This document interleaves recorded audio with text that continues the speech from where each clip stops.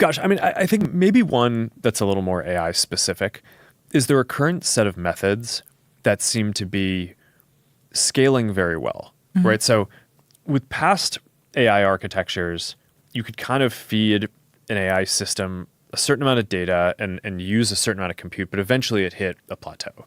And one of the interesting things about these new transformer-based architectures over the last, 5 to 10 years is that we haven't found the end yet. So that leads to this dynamic where Llama 3, we could train on 10 to 20,000 GPUs. Llama 4, we could train on more than 100,000 GPUs. Llama 5, we can plan to scale even further. And there's just an interesting question of how far that goes.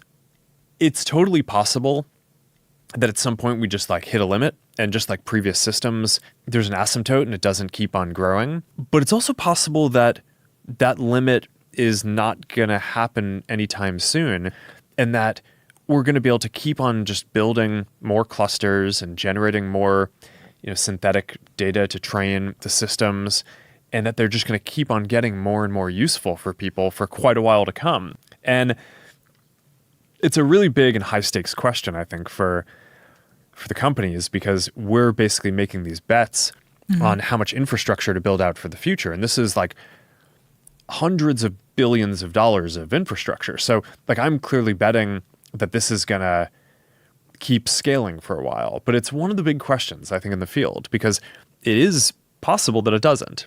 That obviously would lead to a very different world where I'm sure people will still figure it out eventually. You just need to make some new fundamental improvements to the architecture in some way.